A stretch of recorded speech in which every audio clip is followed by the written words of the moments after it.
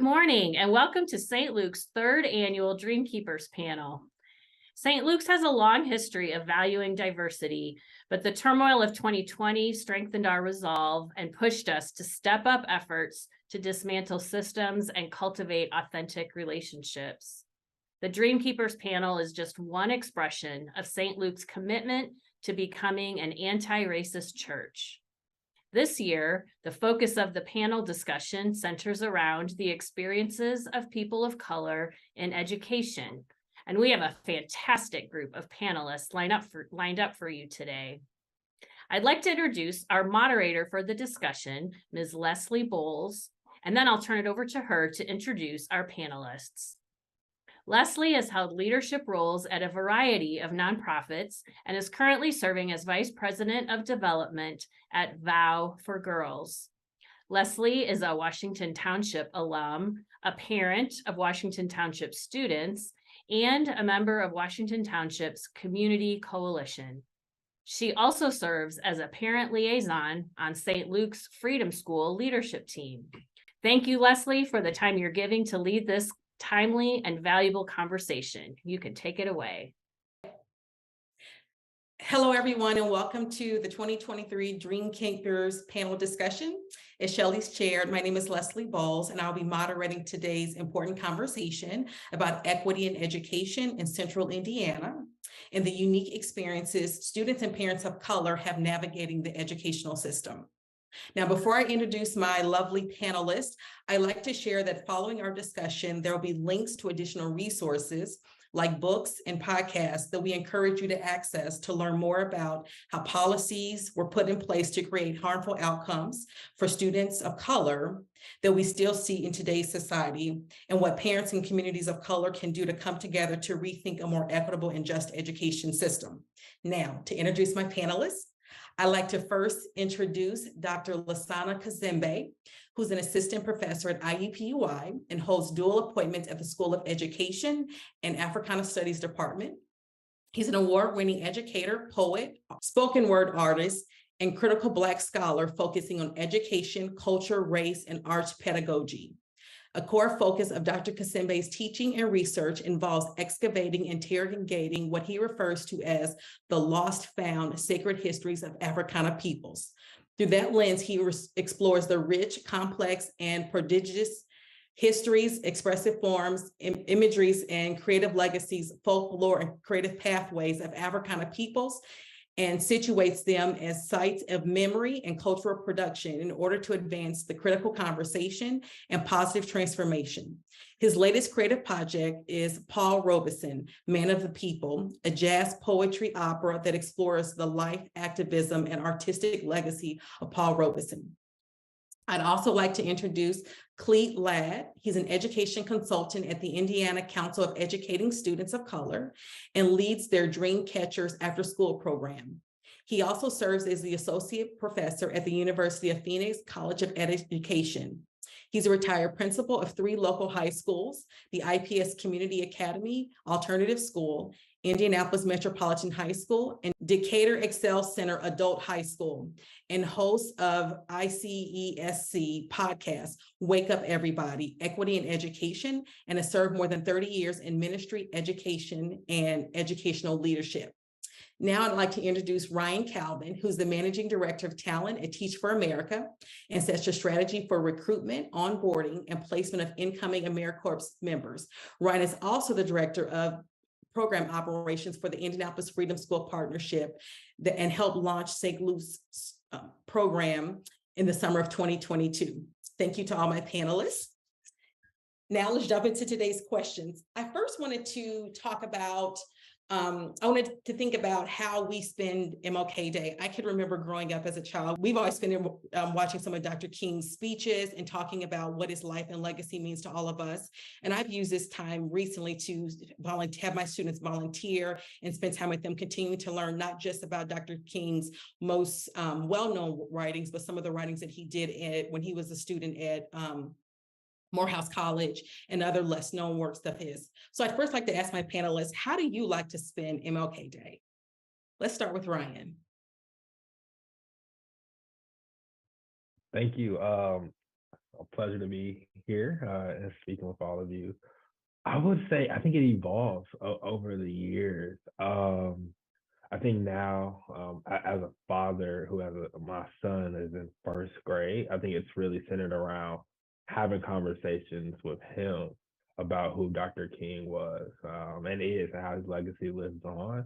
So it's kind of corny, but there was a movie I can remember having a VHS tape of what was a movie called Our Friend Martin. I think it's probably the only like kids movie that kind of goes into who Dr. King was. It's not like 100% like with it. Like there's some things I'm like, oh, back in the 90s, y'all probably could have spoke a little bit different about Dr. King, but just the general like idea of some of the challenges he faced and what was going on in the Jim Crow era it is there and how his legacy plays on today. So I watched that movie with my son for the past 2 years, and that's we've done that, and just had conversations about who Dr. King and how does your classroom look different and and your schooling look different based off of some of the things that he and others who were a part of the movement back in the civil rights era, how have they affected your life? So those are conversations we've had over the past couple of years. I like that, Ryan. I remember watching Eyes on the Prize VHSs. Lasana, tell me how you like to spend MLK Day.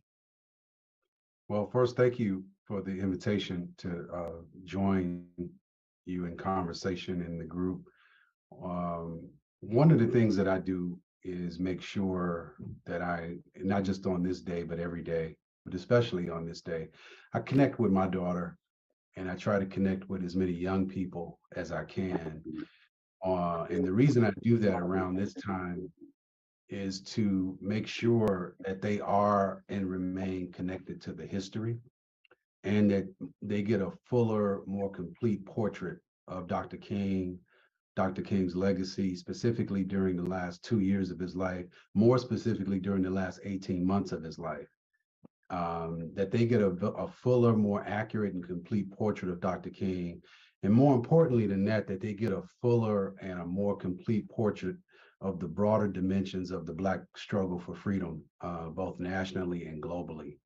I spend the day helping them, encouraging them to resist the urge to pedestalize people in our history, but to see these people as important. But they were forerunners and gatekeepers, and we're supposed to. And Dr. King would have it this way: that we stand on his shoulders and look beyond him, and look to the broader dimensions of the struggle for freedom and liberation and justice. So that's pretty much how I spend the day.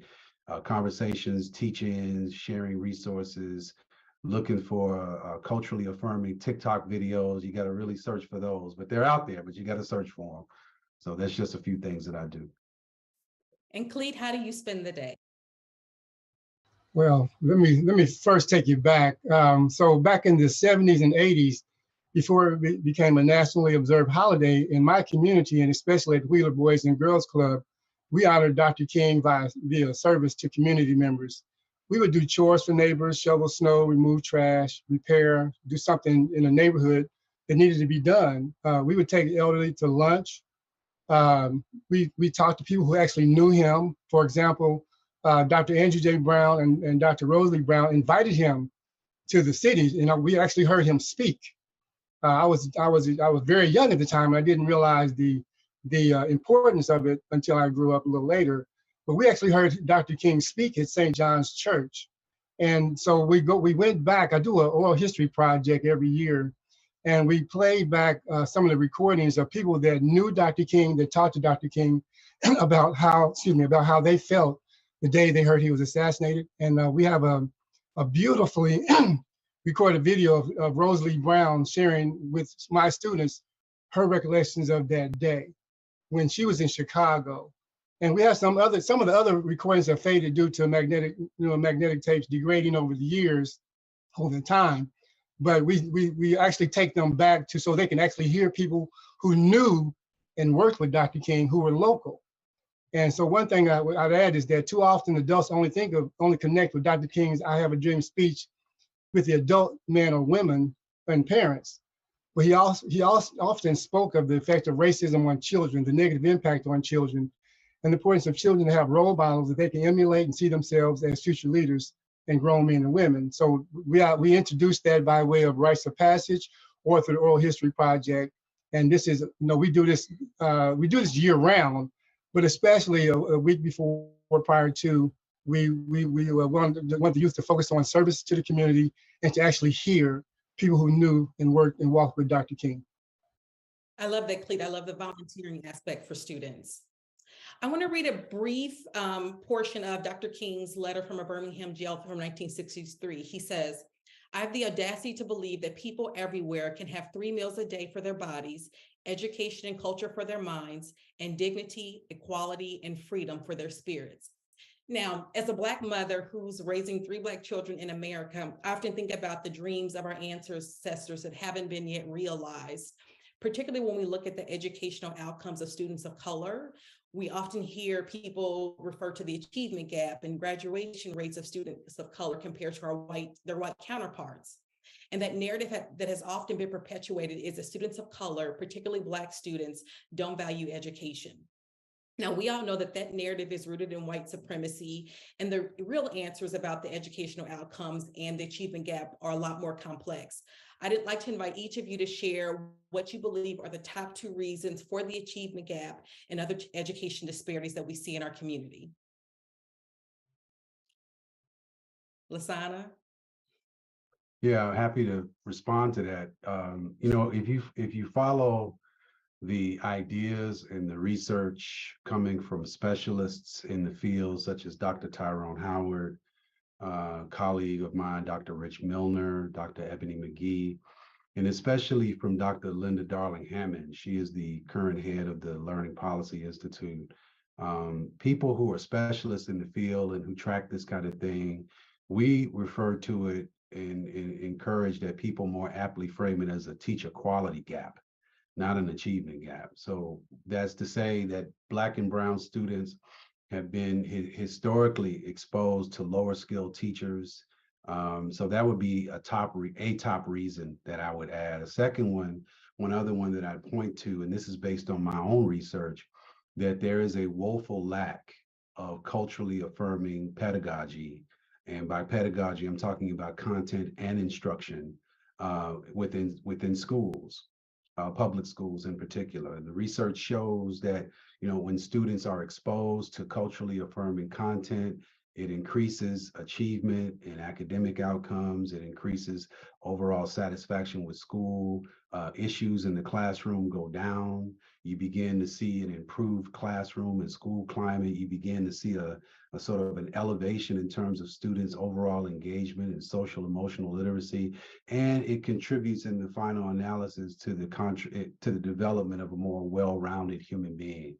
So that would be the second reason, the lack of that kind of content. So rather than putting curriculum in the culture, our approach is that we should center culture in the curriculum. So this is a more humanizing praxis. It's a pedagogical approach and a modality that works. And the formula is quite simple. It's not simple to execute and it's not simplistic, but it is simple. We, connect culture to students and then connect students to academic excellence. And I would add as an adjunct to that second one, you can call it 2A, is that we struggle to find people who have the cultural depth of knowledge and the skill base to be able to execute culturally responsive education. So those, for me, are 2 top reasons. They're not the top reasons, but those are 2 main reasons why we see these issues perpetuated.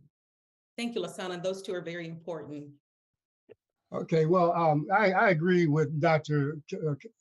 Lasana with regard to culturally relevant teaching. We run programs after school with the Indiana Council on Educating Students of Color to teach our students who they are, whose they are.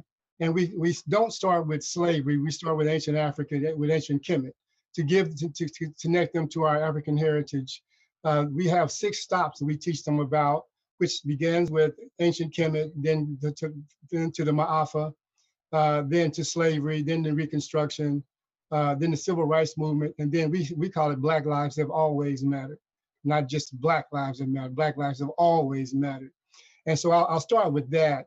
And when it comes to teaching, in my community, see, I grew up in the 60s before integration, and my teacher lived, my third grade teacher lived across the street from me.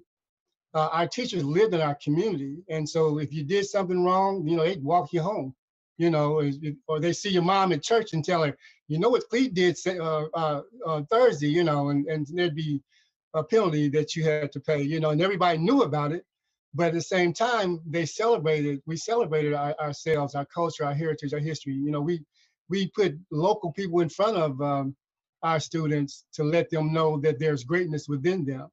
And I say that with regard to, the culturally relevant teaching is so important to connect students to the past and to help give them an idea of what they can become in the future. The second thing is, my background is in alternative education, true alternative education, not the penal base or the beat them up, send them back base. But looking at the way we learn, learning styles, interests, things like that. And so we connect with students that way, but the testing does not do that. I went to a junior achievement conference about 4 years ago, and there were people from Lily's and these huge employers there. And they said the students are great testers, but they can't apply those skills, and that's because the focus has gone on testing, and the testing itself is biased. There was a question on there that had, what is a guerre? It's a French word, G-A-R-E-R, guerre. And it means garage. But how many how many of our people of color, children of color, have a garage or even know what a garage is that has a car in it? If they do have it, they use it for storage, And so those are things that we talk about culturally relevancy. The testing has to be culturally relevant. And then finally, when I went to high school, I'll share this real quickly with you. When I went to high school, I went to Shortridge High School, and they were primarily white female teachers. And I had these teachers that had low expectations of us, although we had to test to get into Shortridge. But they had low expectations of us. Oh, Clete, just try harder. I had teachers that actually, I played basketball and baseball for Shortridge.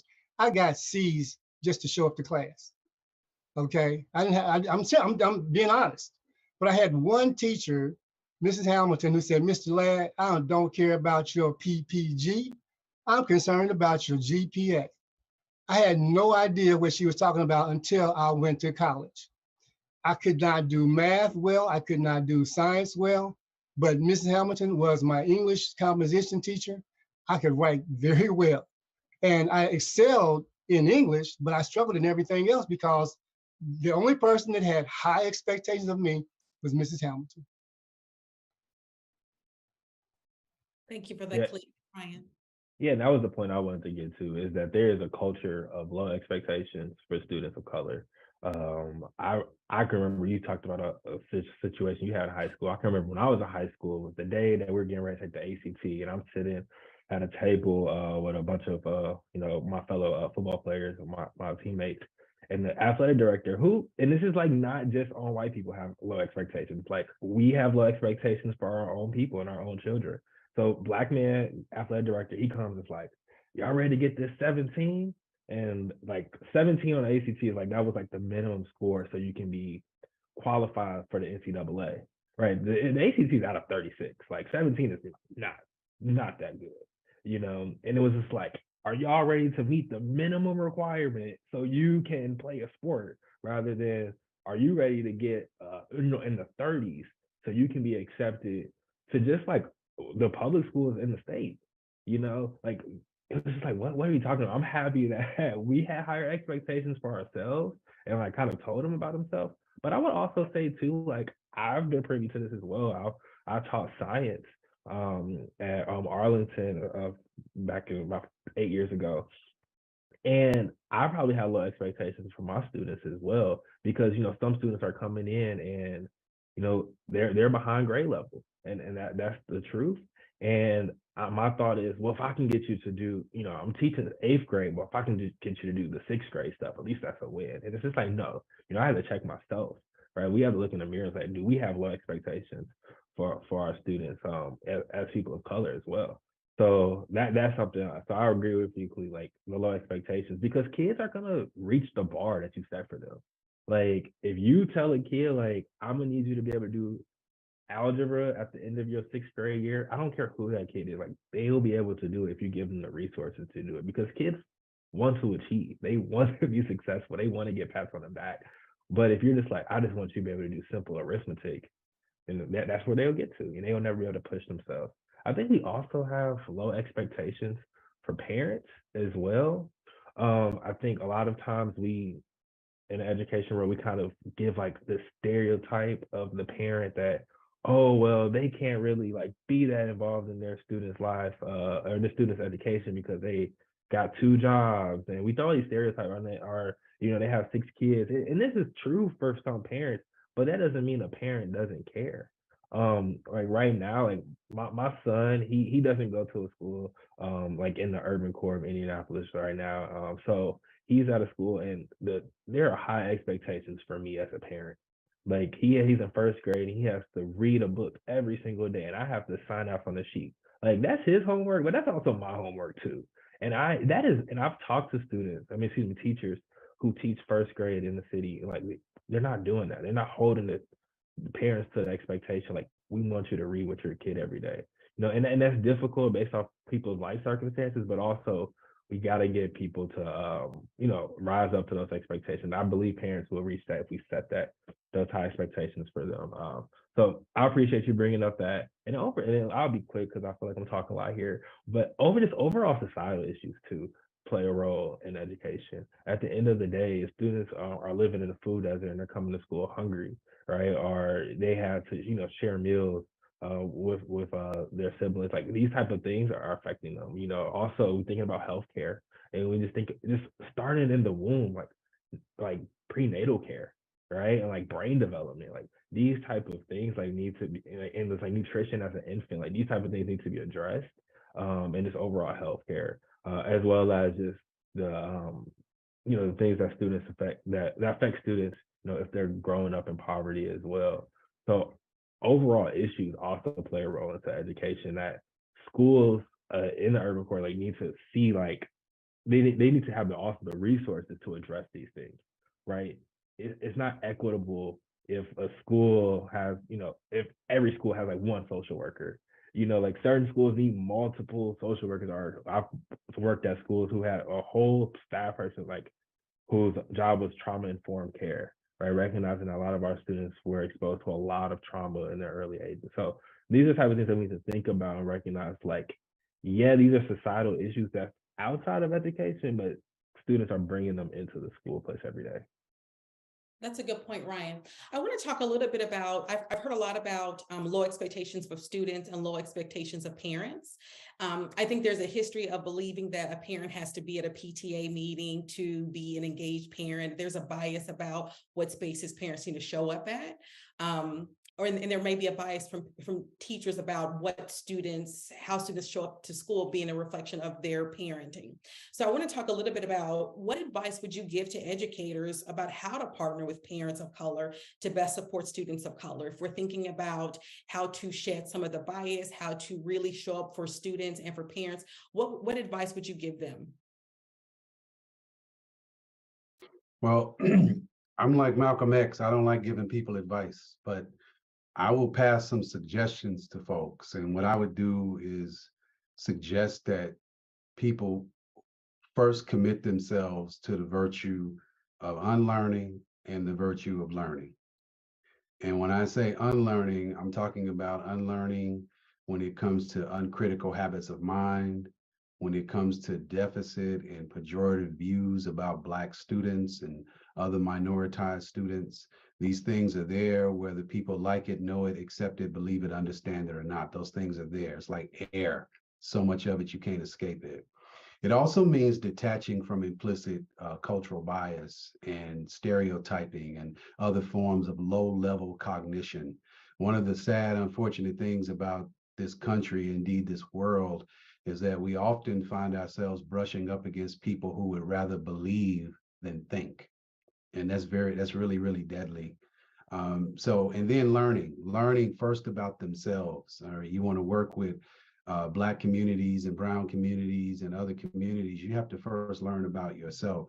Get in touch with your own background, your history, your cultural self. Begin to see your own self as an agent of culture, and then to understand, learn about it, embrace your own history and respect for your own traditions.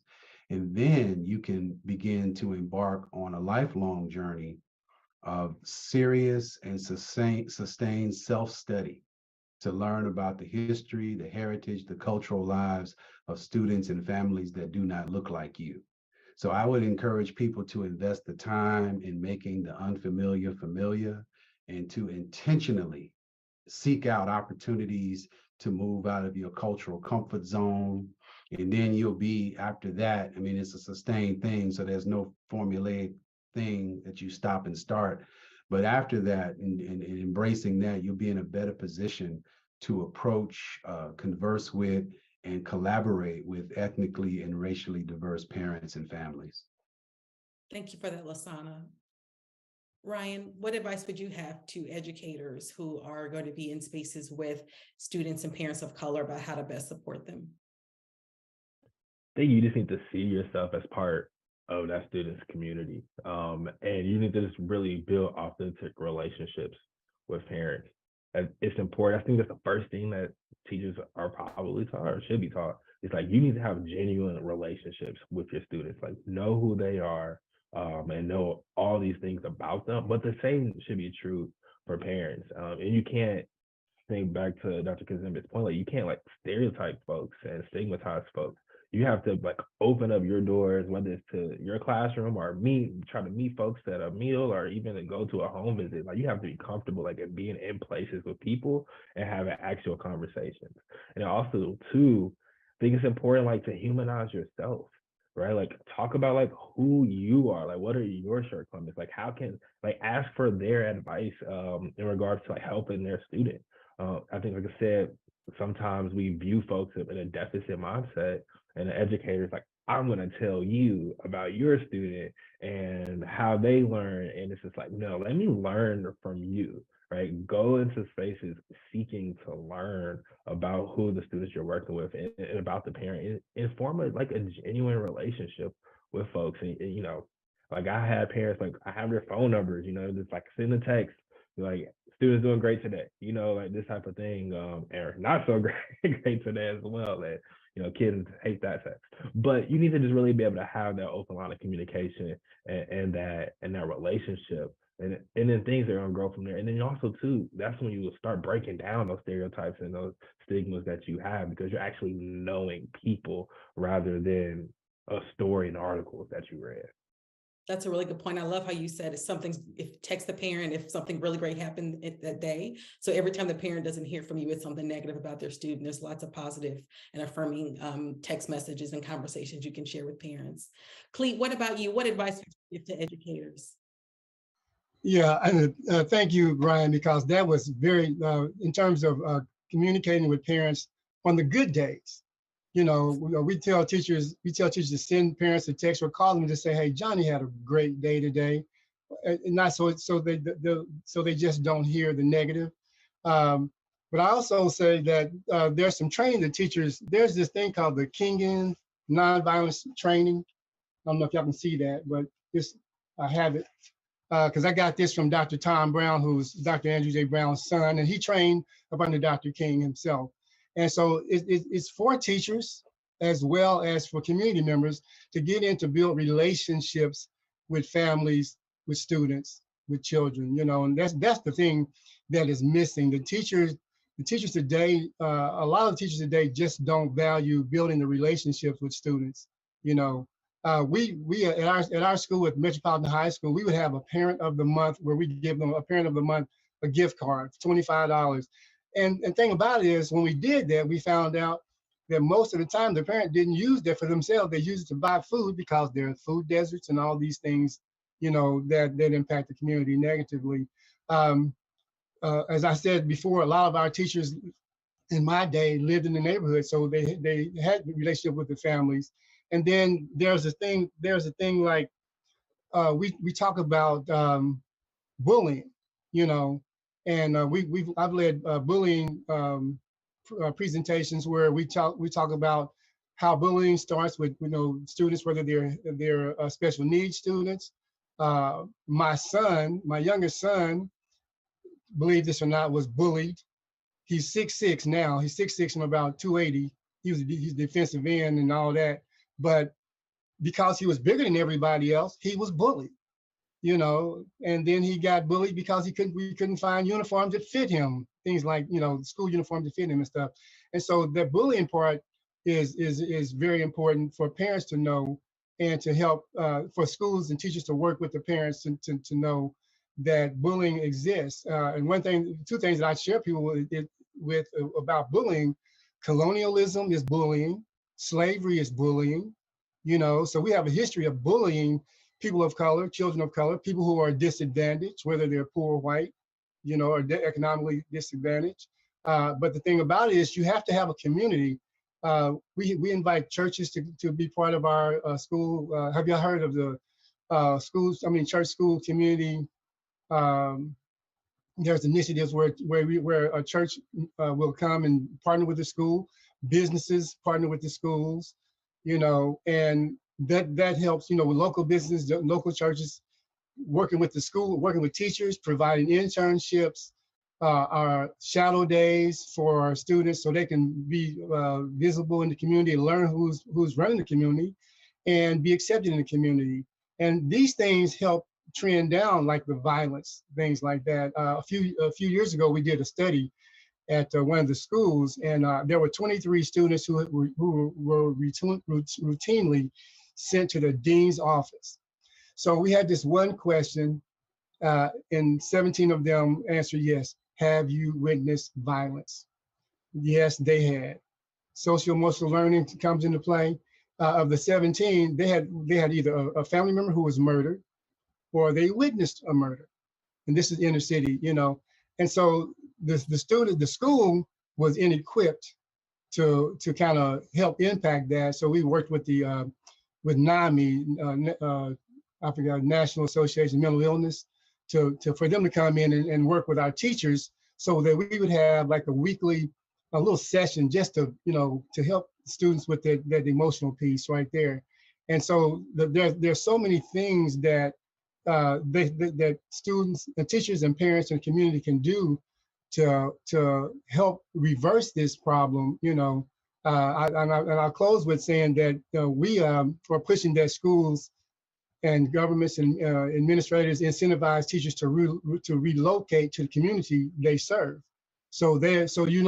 If like, for example, I had a student who played against my son, and I went to watch them play against each other, and my student thought I came to support him, and that was so important to him. So I didn't tell him that number 16 is my son, but just to see that the teacher is involved in the life beyond school is so important. I love that, Cleet. I'm glad you didn't tell the student you weren't there for them. Okay, but I've heard a lot of really good conversations from all of you about both positive and negative experiences that you've had in the education field, and all the three of you have all decided to go into the field. I mean, your presence in classrooms and in universities and even in leadership roles is so impactful for parents and students of color to see you. But I have to imagine that you've encountered some barriers, either professionally for yourself, or barriers that you've encountered in trying to navigate and support other students. Can each of you share some of the barriers that you've encountered throughout your careers? Well, I'm a professor of education and Africana Studies here at IUPUI, and I also am the coordinator for elementary education. So we have a teacher education program that is really, really excellent. But one of the things that I continue to encounter, I talk with school leaders and district folk and principals and all the time, and teachers, of course. And I continue to run into unimaginative educators, school leaders, and policymakers who do not take seriously their charge to educate our students. For some reason, 3 + 3 is 6, in the golden ghetto of Carmel, but 3+3, they have trouble dealing with that on the Far East Side for some reason. So there's this cult of ignorance in the United States. I mentioned earlier that people would rather believe than think. And so this unimaginativeness in education and pedagogy, it manifests itself in people who are, one, not multicultural or inclusive, who have a reductive vision with regard to pedagogy and equity, and then three, who fail in terms of their own professional development, which results, in the case of Black students at least, in a retrenchment of white supremacy and anti-Black racism, and the perpetuation of these educational inequities that we see and suffer from. So in our teacher education program, I'm a teacher educator and I'm a foundation scholar. One of the things that I maintain, that continues to be infused in my courses and throughout the program is professionalization. That is to say, once you receive if you're, skilled enough to cross the hot burning sands and get you a teacher license, it does not stop there. That's not the end of the journey. That's the beginning of the journey. And one has to be serious and prodigious about self-study, about continuous self-improvement, about questioning your own answers, and about self-critique. And so that is something that I think is a serious barrier that we run into, in terms of these people who just do not take the mission seriously. There's a reason that education like dentistry, like pharmacy, pharmacology, medicine, nursing, law, these are licensed professions for a reason. And so I'm, in the position that I am to affect change on the local level within our School of Education, and then nationally with the work that I do to try to offset that. It's not something that's going to go away tomorrow, but it's the kind of thing that has to be continuously worked on. I love that, Lasana.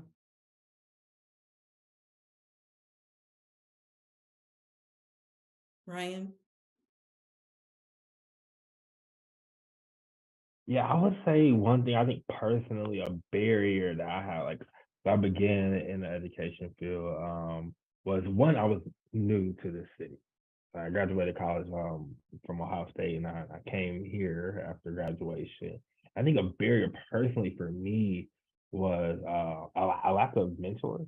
Just in the beginning, I've been able to get some great mentors, and that's just been so helpful for me. But like at the beginning, the start of my education like journey, I felt like I was on an island, and I didn't necessarily know who I should be asking, what I should be asking, and also who to trust. So for me, I think that's important, especially when you have just young professionals who are working in education. You just don't know what to ask. Like, it's a hard job, and it's just so important. It's so important that we get this right. And I think the more mentors that we have, the more the times we can have young folks having conversations with seasoned folks like that's necessary. So that was a huge barrier that I had. I'm still like overcoming. I guess I'm growing the network, and I have a lot of great mentors. But I wish I had more when I was younger. Thank you for that, Ryan. I'm going to ask you before we go to Clete, since you said one of the barriers you had was mentors. If someone's tuning in and they're a young educator and they're looking for mentors or for a diverse group of additional teachers for them to connect with, do you have any suggestions about how they might go about building that network or engaging with other educators? I mean, you can give me a call. So I'm sure my contact information will be here, because I'm also just be a part of the Teach for America network that I am. Like there is a plethora of folks. I think it was hard. It's hard to tap into that and like know who to like help you like get your foot into a certain network. So I'm happy to help folks with that. I think, but just getting involved in doing things. So one of my mentors is Clifton Norton, who is the CEO of Indianapolis Freedom School Partnership. So once I was like, I want to get involved with Freedom Schools here, I met him, and then now he's helping me grow so much, right? So I think like one, hit up Ryan, but two, like find things that you're passionate about and get involved, and then like let you do your best to lean into those folks who are, they may be a manager at one point, but like really try to see them as a mentor and then ask like, hey, like, can you be a mentor of mine? I like that. Please. Well, it was really weird that how I got into education, because my mom was a teacher, my great aunt was a teacher, my brother was a teacher, two of my sister-in-laws were teachers, and I swore I would never teach because I saw them working and bringing work home, you know, working after school, working on the weekends, grading papers and spending their own money to buy supplies and snacks for kids, you know, and I swore I'd never be a teacher. But then I was working at the Boys and Girls Club, and we saw the club used to open up at 3 o'clock, but the staff would come to work at 1 o'clock, and there would be groups of kids, dozens of kids waiting in line for us to open up the club. And we'd ask like, why aren't you in school?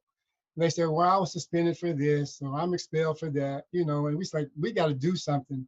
You know, I had a student that was suspended for bringing a steak knife to the campus, but he also had a paper plate with the steak knife. So it meant that to me that maybe he was eating and not trying to cut anybody, but because of zero tolerance, he was suspended, you know, and I think he was suspended because of his reaction to the school police officer, which I'm amazed at. But I'm saying that to say that what we do is when we started the alternative school, we went to IPS and said, what can we do to help? Because the students were out of school committing crimes. Some of them were committing crimes because they weren't in school. So we created an alternative school. We got it accredited. We grew from 30 students to 150 students in about 2 semesters. And 90% of them were Black and brown.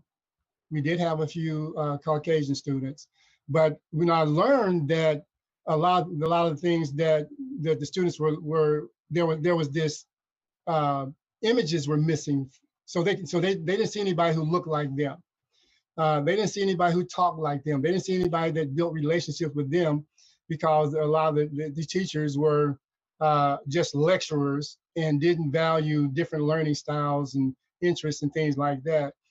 Quickly, I'll give you an example. I had my students watch the Superfly movie, you know, with the original Superfly movie, but one of the principals came in and he watched, and he brought some observers in, and they were appalled. And the principal, he just cracked up. He said, well, explain to our group why you're letting them watch the movie.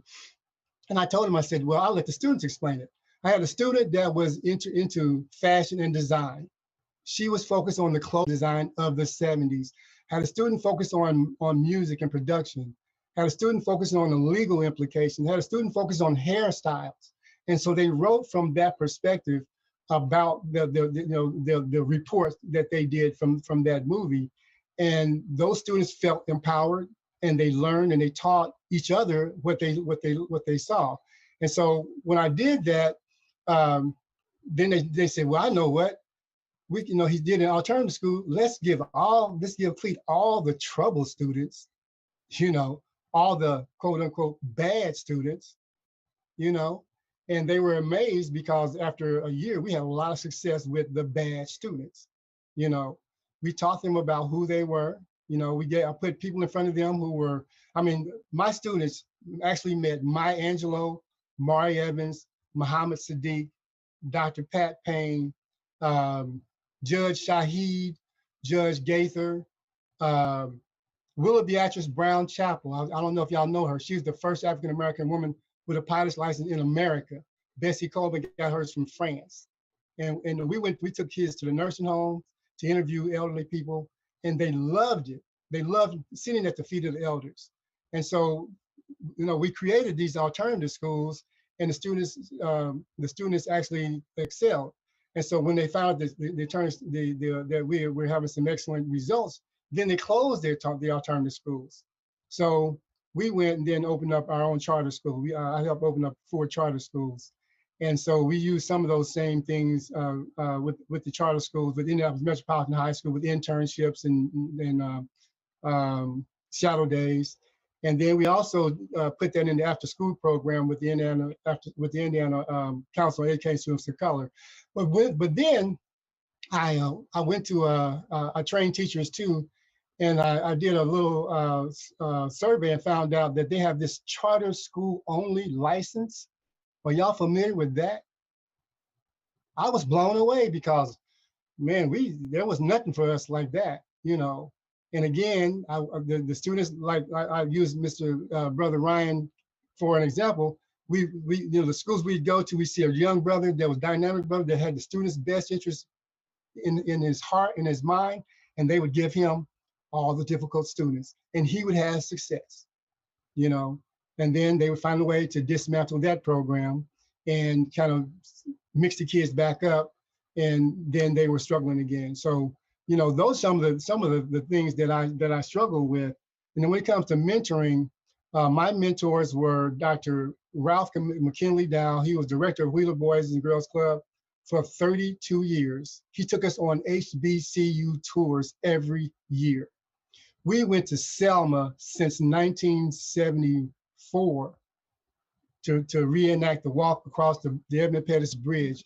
He did it for 32 years, taking groups of us. And these were Boys and Girls Club members, not students of his. But we didn't realize how important that was. I still do that today. We're taking a group, we're taking our seventh group, March 1st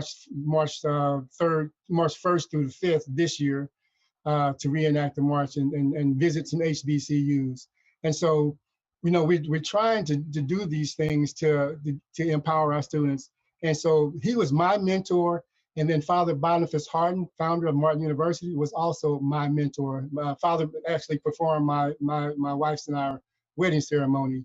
And so those two men, they gave me such a lift by, you know, and they still mentor me even though they passed on, you know, because I hear things that they say when the time arises, you know. So you're talking about mentoring, please, some of our senior people can come in, you know, become a mentor at the school. You'd be surprised at the impact that you'd have on the young people. They want you and they need you. That's awesome. That's awesome. Thank you for that, Cleet. And I have to imagine a lot of, when you talked about the number of Black and brown students who were in the alternative schools, some of that was linked to the over-disciplining of students of color versus their white counterparts as well. So that's something that we haven't talked a lot about, but that's really important. I want to talk a little bit about how people can support. And so I'm sure people are listening to the conversation who are not people of color, and they're thinking, I want to get engaged. I want to support both students of color and school systems. Can a few of you share, how can people get involved and support without causing harm? Because I think oftentimes people want to do something, but they're not educated enough before they go out and start to make change, and it actually causes harm instead of helps. Well, I think that's a great question. I think for white people who are listening, one of the things that I would suggest that they do, and I mean this with all seriousness, is to embark on a serious study to understand the history and the nuances of systemic racism and how it functions to perpetuate harm, cultural violence, and these educational inequities. White supremacy racism is the #1 organizing principle on this planet. Manifests itself in 9 major areas of people activity: economics, education, entertainment, labor law, politics, religion, sex, and war. It impacts everything that we do. If you do not understand white supremacy, what it is and how it works, everything else that you think you understand will only confuse you. So I would ask and encourage white folks who wish to do good to undertake the process of learning how racism functions, and then position themselves as interrupters and dismantlers of racism. During the 2023 session of the Indiana General Assembly, which just convened Monday, you know, and they're meeting and voting on numerous bills. Among the bills that they're meeting and voting on, over 20 of them have to do with education. Various things, from a bill proposing that Indiana schools reignite cursive writing in the schools. But some of those bills, at least 3 of them, are bills that address cultural competency in education, in classrooms, in schools. And so white viewers of this panel, and I'm bringing this up because of the anti-CRT hoopla that we're still reeling from. And a lot of people have still drank that Kool-Aid and somehow thinking that a graduate level program of study, a theoretical orientation called critical race theory, which you may brush up against if you go to certain law schools and certain schools of education, but you will definitely not brush up against in K-12 education. But a lot of people have swallowed that fiction. So I would encourage people to regurgitate that fiction and then to learn and educate themselves about the rich benefits of culturally focused education, which we've talked about, not just for Black and Brown and minoritized or BIPOC students, but for all students. They need to be culturally affirmed and edified, learning the true history of this country, learning who and where things are on this planet, resisting the impulse to remain ignorant in this digital age that we're in. So there's a lot that they can do to support schools and school districts, especially ones that are seeking to implement and sustain culturally responsive education. So those sessions that are being held this week are open to the public. That's your government in action. The names of the people who sponsored these bills are there. Everything is there. The only thing that's lacking is the intentionality. So that's what I would encourage people to do, what our dear departed ancestor, Booker T. Washington, encouraged people to cast your bucket down where you are. And before you embrace the Tarzan or the missionary complex, the missionary mentality, you're gonna go out here and fix people. First, heal thyself and start there and understand. And it's not to put you on some sort of program to feel guilty about anything, but it is to put you on a footing that will help you and encourage you to understand what the true history of this country is. And then from there, you'll understand how not knowing that true history actually not only harms the greater society, but also harms you as an individual.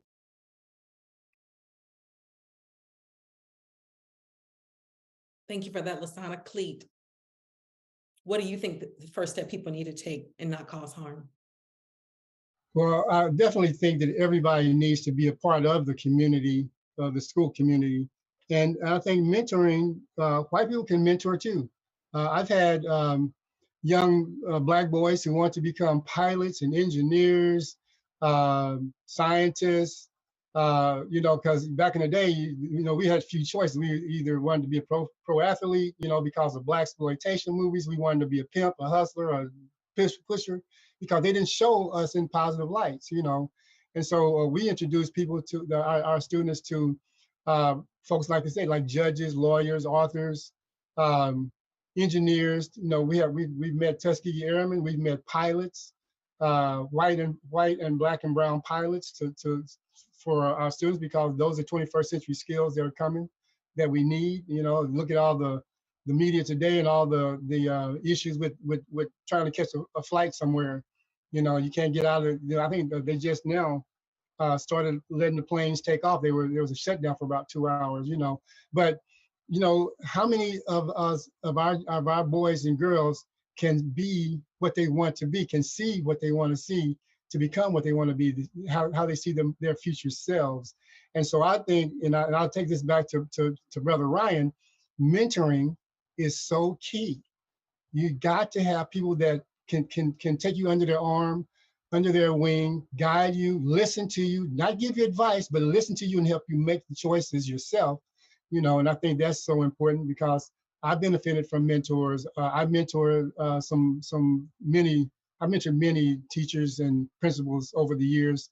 Some of my sons are not my biological sons, but we've got to have people that come and be part of the education to take away the miseducation of Black and brown children that says you can't be anything but this, but we teach that you can be as great as you can be, and discover your purpose through rites of passage or some method. Discover your purpose and live your purpose and enjoy your life and be successful.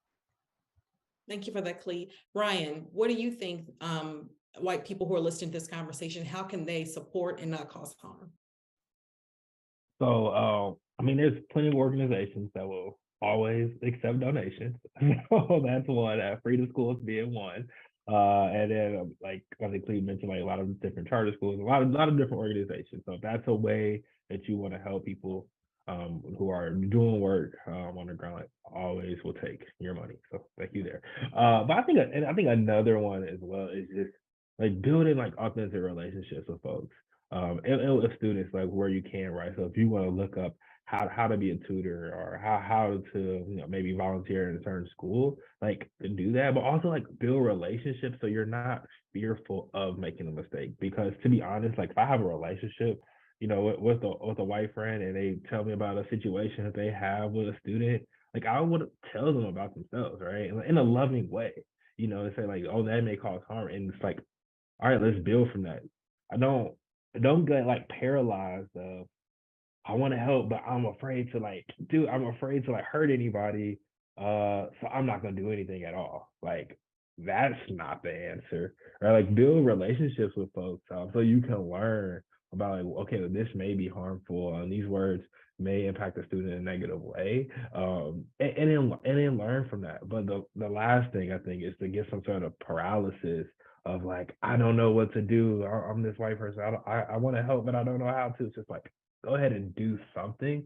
And hopefully you've built a network, a diverse network around you. So if you are causing harm, somebody is stepping in and say, hey, like maybe change that up a little bit and then learn from that. Don't be hard headed, like learn from those experiences, learn from those people, and then make the adjustments when necessary. Thank you for that, Ryan. That brings me to my next question. Someone's listening to this conversation and they're thinking, okay, I want to go on this journey towards anti-racism. I'm hearing lots of people talk about this since 2020. How do I go about doing that? Share some books, some podcasts, some resources that you would recommend people start at to begin their journey, to go on a path to understanding the systems and structures that created the outcomes that we see in both our country, but also in the education system. LaSana, I see you thinking. I'm gonna start with you. I always have that expression. Sorry. One book I would recommend is Ibram Kendi's book, Stamped from the Beginning. I really encourage people to get this text, read it from the back, read it to the bottom. Stamped from the Beginning, the definitive history of racist ideas in America. The other one I would recommend people get and read is the really formidable scholar Peniel Joseph's book, The Third Reconstruction. And this book is The Third Reconstruction, America's Struggle for Racial Justice in the 21st Century. Brand new scholarship from Professor Peniel. And then this is a book, and these last two books are written by two critical white scholars, because I think it's very, very important to get diverse perspectives. And Birth of a White Nation by Rachel Badalora, Birth of a White Nation, The Invention of White People and Its Relevance Today. Brand new, fresh scholarship. In fact, I'm using this book this summer in a graduate course that I'm teaching. And then the other book, brand new, off the press, Donald Jacobon, Teaching White Supremacy, America's Democratic Ordeal in the Forging of Our National Identity. So these are just four books that I would recommend. I was blanking on the name of it, but I would recommend Rachel Maddow's new podcast.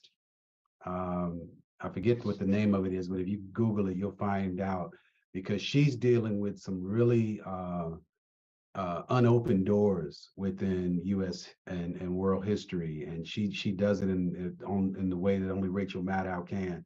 So I really encourage people to get down with that. There are any number of podcasts and websites that I would recommend, from learningforjustice.org, edutopia.org.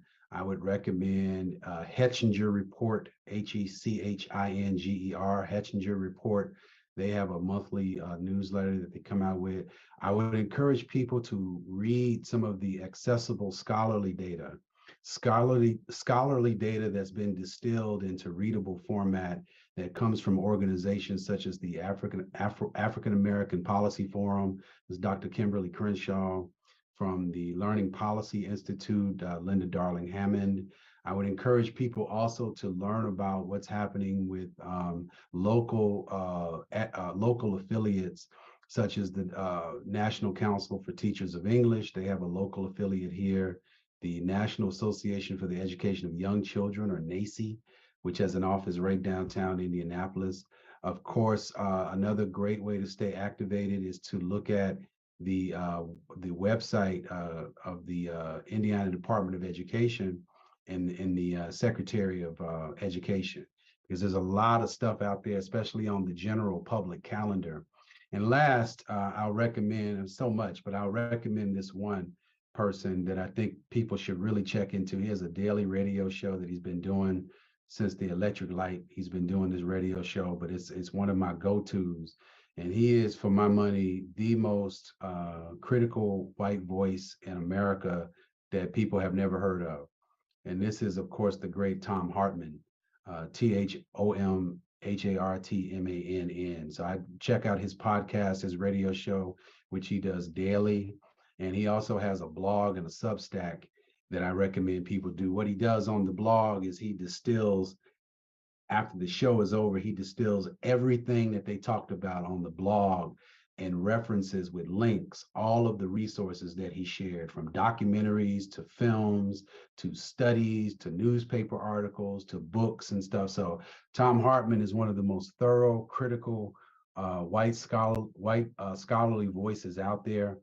And he's someone that is easily accessible. He's a call-in show. So he does a really, really great job of sort of capturing and retelling, if you will, the missing pages of American and world history. Thank you for that, Lasana. Clete, any resources you'd like to share? Yes, very much. We do Liberation Fridays every third Friday at Martin University, the third Friday of every month at Martin University. It's building up to our Juneteenth education celebration. And so that's one resource that, we have experts who come in and share their stories with us. I presented, Dr. Pat Payne has presented, and we've got some, Dr. Alex Leak, I forgot his name. They're going to come with the lynching history, with the Indiana Remembrance Coalition, and share the lynching history of Indiana, Central Indiana. People don't recognize that or don't want to admit to that. Also, we have a monthly program called Building the Public Will, where we bring in national speakers to come and talk about education equity. We had Dr. Chike Akua, Dr. Raymond Winbush. We've had Dr. Linda Darling Hammond. We've had some others coming in. We're actually doing a parent empowerment workshop led by Dr. Akua, and it's going to be 4 months. It's going to be January, February, March, and April to empower parents about education equities. Then we have our Wake Up Everybody podcast, where we've had people from Dr. Jeffries, whose son is Hakeem Jeffries, the minority House leader. We've had Augusta Mann, who's designed an Afrocentric curriculum for students, for not just Black students, but for everybody, for all students. Dr. Pat Payne, who created the multicultural curriculum for IPS. So we have that, and then we're also part of the we have part of the California Association of School Superintendents. We're going out there to participate in a conference with them, and then we brought them here as well. And then I want to recommend a book that I have my teachers look at. It's called Chaos: The Making of an Ubuntu Teacher by Dr. Shields, Dr. Lamar Shields. And people Ubuntu talks about involving the whole community, which is part of our methods in our philosophy. And so those are some of the activities that we do in the reading that I'm proposing that teachers get a hold of. Thank you for that, Clete. Ryan, any resources that you'd like to share? Yeah, I appreciate being able to go last as I try to like dig through my brain and like go on my phone, like what are all the podcasts I listen to? So I want to come from a different like perspective on certain things. So the first one is really sticking to education. Bettina loves. We want to do more to survive. Abolitionist teaching and the pursuit of educational freedom. So this is a good one if you're like in education, you think about education. Is her point of view of like what does it look like to be an abolitionist teacher, an educator. A lot of the like resources I do listen to come from a Christian perspective, so it's helpful. This is a conversation with with the church. So Jamar Tisby, like that's my guy. I love him. He has a few books that are helpful. One book is very simple, like How to Fight Racism, Courageous Christianity and the Journey Toward Racial Justice. So I definitely recommend that book. I have not read that book yet, but the other book that I have read from him is called The Color of Compromise. And this is more of a historical survey of racism in the church. So this is something that's interesting to me. And overall, his organization, The Witness, Black Christian Collective. I think even if you're not Black, it's good to be able to read some of those resources and hear like what are folks thinking and like what are in the minds of some of your Black brothers and sisters. So those are some resources from him. I think where was the other one I wanted to think about? Oh, and then also the AND campaign. So this is a couple of folks too, led by Justin Giboney, also from like a Christian mindset. But they're really big into like politics. Like they're talking about like politics. So obviously they're going to talk about education, but they're also going to talk about things that are that they just affect education as well. They're going to talk about racism, but also more things on a political level and what does it look like to represent yourself as well as the church in political spheres. So the AND campaign and Jamar Tisby are probably like the top two things that I use in my life to in this fight towards justice. Thank you for that, Ryan. So I briefly talked about your role with the Indianapolis Freedom School Partnership that you helped launch at St. Luke's. I want to give you a moment to share a little bit about the origin and vision of the Freedom School and its value to students in our community. Yeah, so I can go all the way back, but Freedom Schools was born out of Freedom Summer of 1964, and this was just a movement to bring literacy to folks in the South. And when you think about back then, where you had the unjust, like the polling test and all of those things that were going on down there, literacy was a huge movement because you wanted to get more folks to be able to vote. Obviously, like that was just a terrible like laws that were down in Jim Crow South, but folks were still trying to use education to dismantle unjust laws. So that's that. So the Freedom School movement is born out of that, and the work that Ella Baker and SNCC and other organizations were doing to bring education and literacy to folks in the South. So back in the 90s, through the Children's Defense Fund, Marian Wright Edelman, who also played a big role as a lawyer during the civil rights movement, she and that organization started Freedom Schools, which is a 6-week summer program in order to curb summer literacy loss. So we recognize that like, kids lose about 2.5 months of reading in the summers if they're not engaged. So that is the whole point of Freedom Schools, is to make sure that our students, primarily students from low-income backgrounds, students of color, aren't going back to school further down than they may have already been.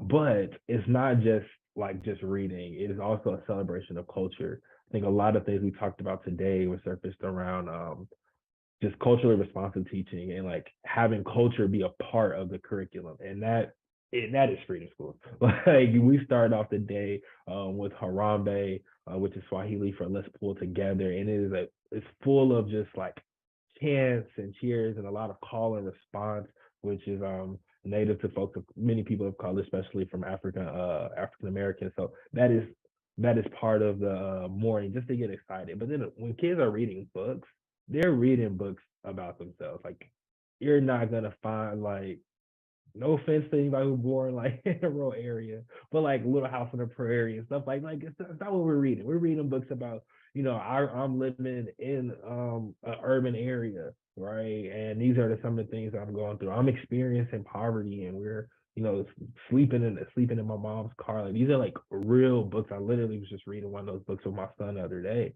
about families experiencing homelessness, and like so there's like real books that kids are grappling with, and they're talking about real things that maybe that they're experiencing as well. So they get to see themselves in the books, in the curriculum, and this never feels like reading isn't for them. So that's a big focus as well. That we want reading to be fun, education to be fun, and learning to be fun. So that's overall the goal of Freedom Schools. And so happy to be able to partner with St. Luke's. Like for a first year site last year, St. Luke's killed it. Had so many volunteers show out, and wanting to give their voice and to help out in many ways. I want to definitely shout out to Chef who cooks meals for our students every day. And that was another thing I want to talk about. If you want to get involved, like use your skills. Like, what are you helpful at? This man can make fire food, and he was doing that for our students every day for 6 weeks. So want to shout him out. And it's also a leadership team as well. So it's a lot of momentum over at St. Luke's, and working with the students of Washington Township to help them get a step ahead in regards to their education and reading. Thank you for that, Ryan. And as a Washington Township and Freedom School parent, I can say the St. Luke's program last summer was amazing. I have little ones who actually love reading. So to come home with books, they were so excited every day to learn the songs and the chants. My youngest one in particular was shy when he started. By the end, he was the loudest singer. And so that just shows you the confidence that he built over the summer. Okay, so now as we close out, I don't want to lose sight of Dr. King's vision for both humanity, but also his hopes. I want to give each of you a moment to share your hopes and your dreams for our students and for our fight for educational equity and justice.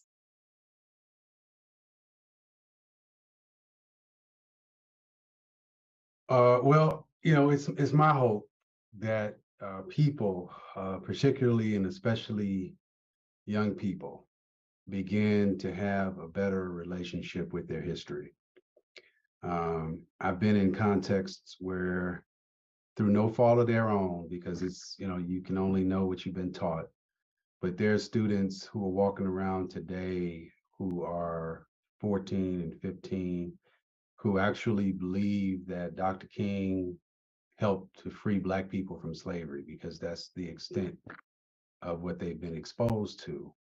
Others in the corporatization of history, where what our students generally get are three things: slavery, civil rights, and Barack Obama.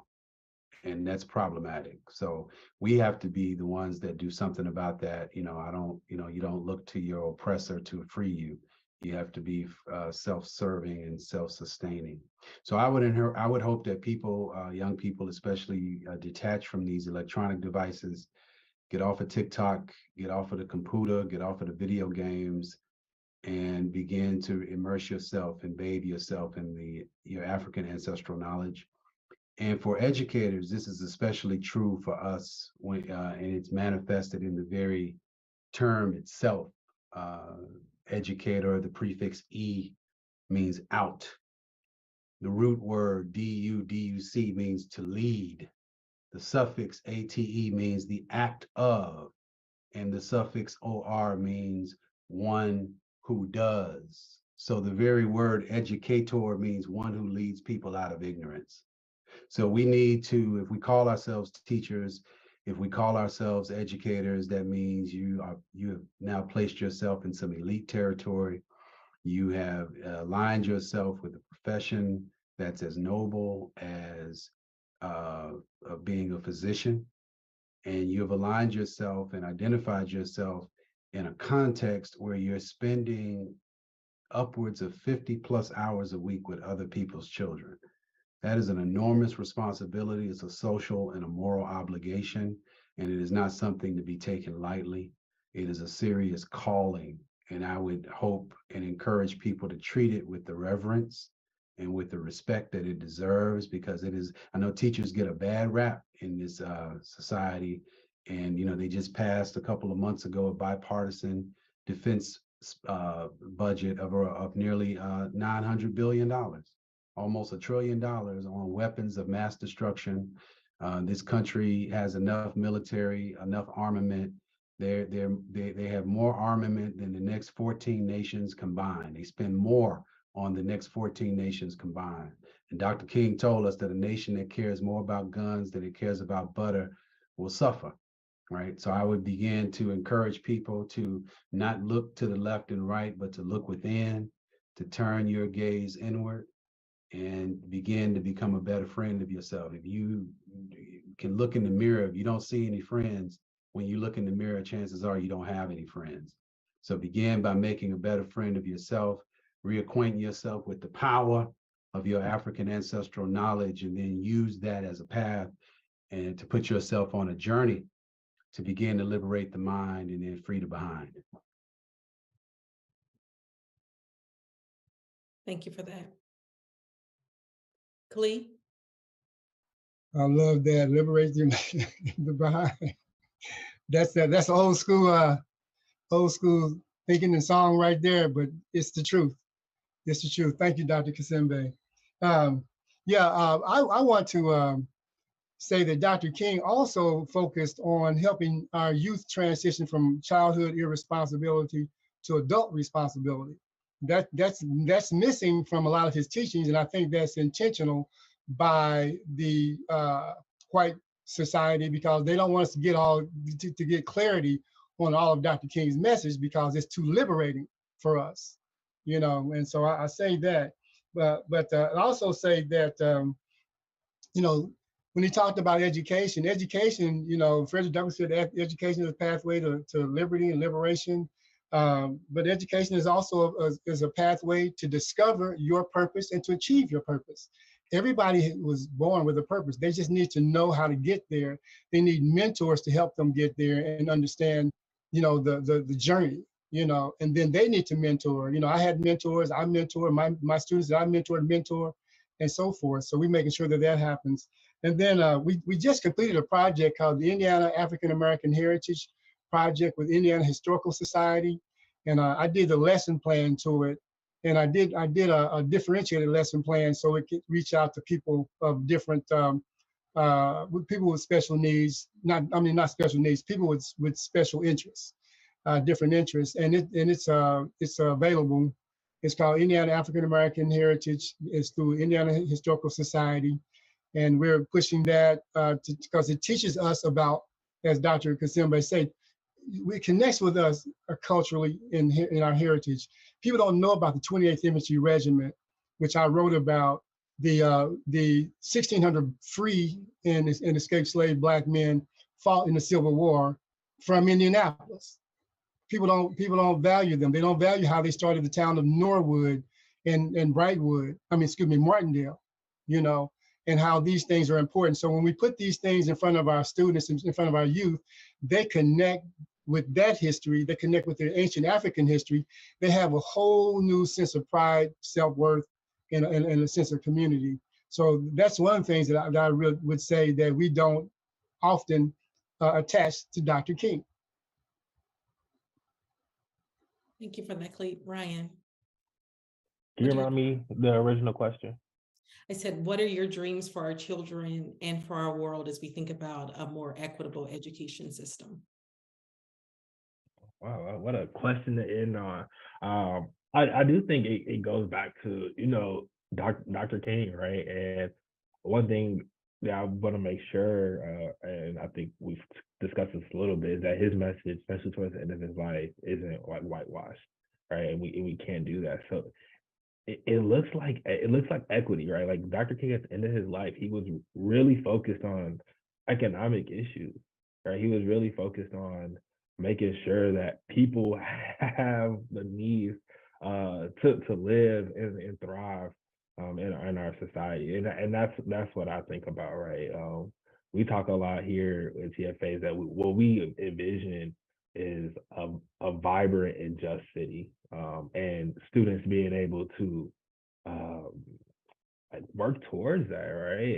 And students being able to impact that that vibrant and just city. That's my dream here, is that, you know, all of our students will be able to live a life of their choosing, that they have the opportunities to do that, that their zip code or what their parents do for a living doesn't determine what they can do for a living, and what they can do with their life. And that they're living in a city that they have opportunities, and they're not going to be discriminated against because of, you know, who they are, their ethnic background, or what they believe, any of those things, but that they live in a vibrant and just city, and ultimately country. Thank you for that, Ryan. And thank you to each of our panelists for participating in today's discussion. I'd also like to thank everyone who tuned in today. I would invite all of you to access all the educational resources that were shared today, so you can continue to learn and to grow. Thank you. Thanks to all our panelists for this illuminating discussion. If you've been inspired to take a next step or 3 in your own anti-racist work, we will have all the resources mentioned today on our website at antiracistindy.com. I'd like to point you to a few specific things that were mentioned in the conversation. We are already preparing for our second summer of Freedom School. Dr. Kazembe talked about how important it is to center culture in a student's curriculum, and Freedom School does just that. From books to songs to community service, scholars are taught to see themselves as change makers in their world. As Ryan mentioned, there are lots of ways you can help us make Freedom School a success. Whether you work in the kitchen, plan or supervise a fun group activity, or support teacher interns in the classroom. To learn more, register for one of our volunteer call-out meetings, which will be held on February 26th and March 1st. And just as important as giving time, we also do need your financial support. CLEAT emphasized the importance of quality mentors and teachers for students of color, and Freedom School is seeking the best of the best to mentor our scholars. In order to teach, empower, and feed 80 scholars for 5 weeks, we need to raise $125,000. It will take a commitment from all of us to reach this goal. You can find the link to give on your screen or at the antiracistindy.com website.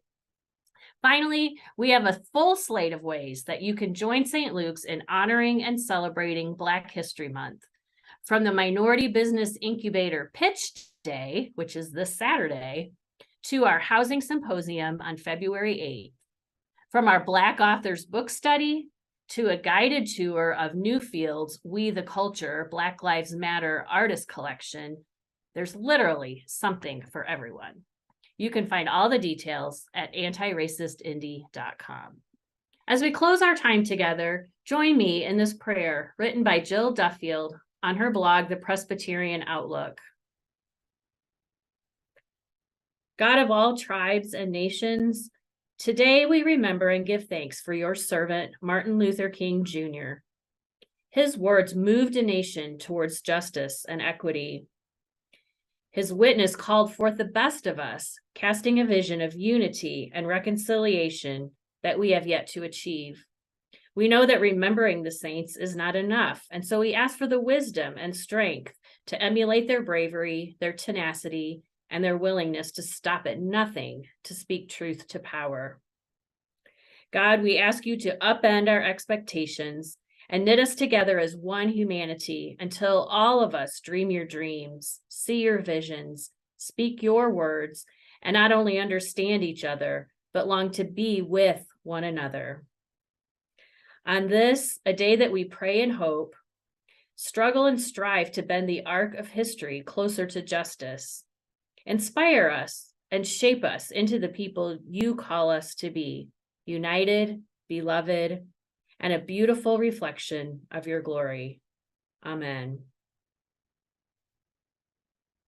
Thanks for joining us today. We look forward to seeing you soon at St. Luke's.